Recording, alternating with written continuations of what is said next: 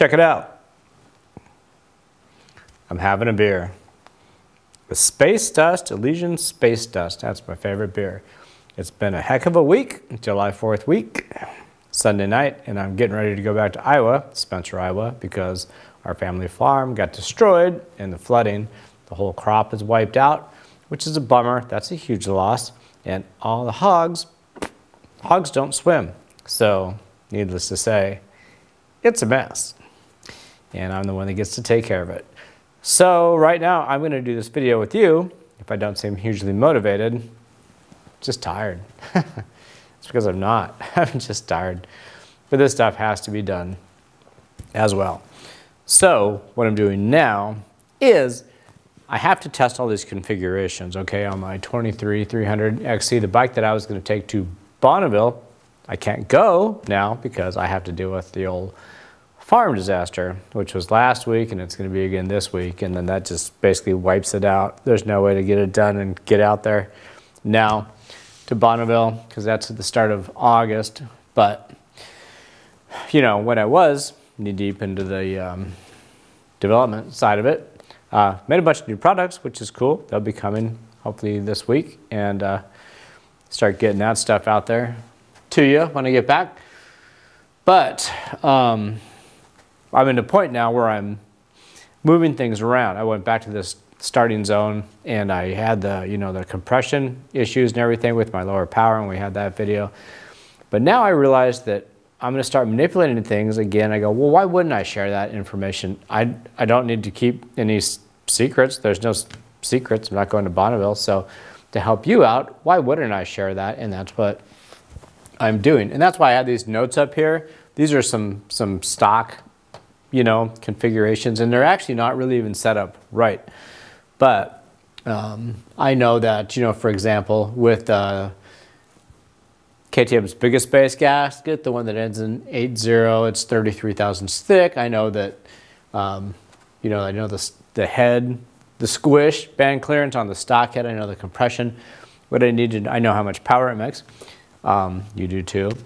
What I need to do now, though, is I need to check the exhaust port duration and the transfer port duration, and we're going to write those numbers down because, and we'll correlate that with the power on the dyno.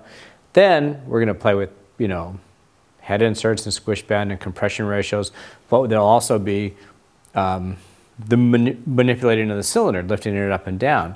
And when we do that, we're going to, I'll tell you what base gasket thickness there is, I'll tell you how it changed the port timing and everything, and then we'll see the power on it. And this is really good information to know, to help you out, to build what's best for you. So now let's move over there and take some numbers. I'm going to take this with me. Okay, exhaust port. I have open and closed. I don't care about closed because that changes. That means nothing to me. I'm going to check open. So I'm running this thing down until I can just start to see where the port's being uncovered. And a lot of times I've got to use a flashlight to verify this stuff. So I'm looking right there. I'm going to set my degree wheel to 0 because it's easier for me to count. I will recheck it, and if I have to manipulate things slightly, I will just bend my pointer.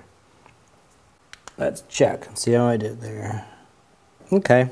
Yep, I'm on 0. Let's turn it through and count.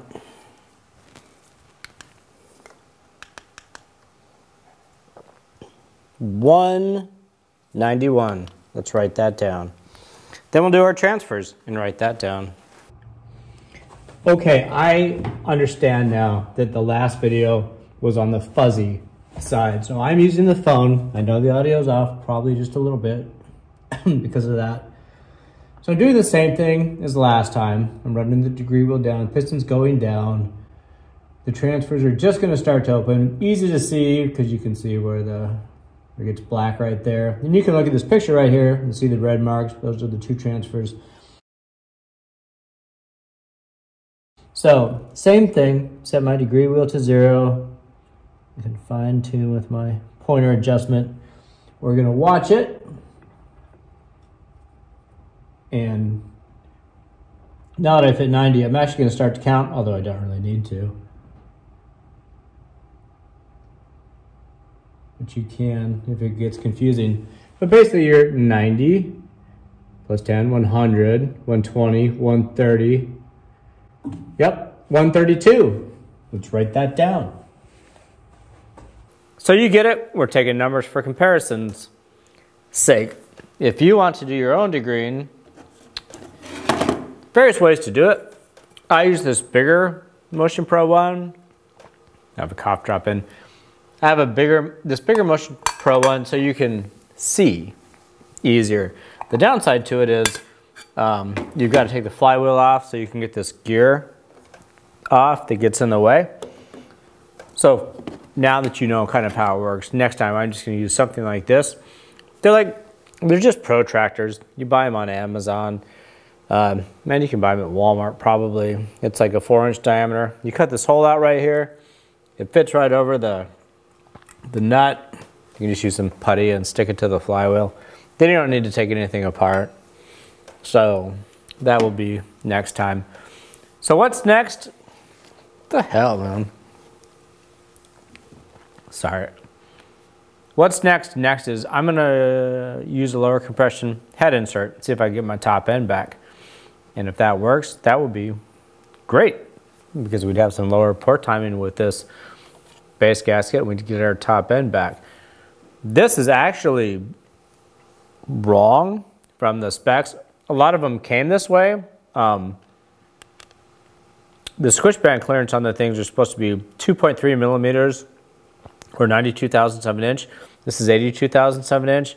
So right there, I know that it needs another base gasket in there to bring it up to spec. Of course, that would raise up the port timing a little bit. Of course, that would increase the squish band clearance a little bit. And of course, that would take some of that compression away, and then you would get to revving out. But we'll get there, but I want to see what we can do here first. Well, thanks for watching. Next time, we're going to cut some head inserts and see if we can get some juice.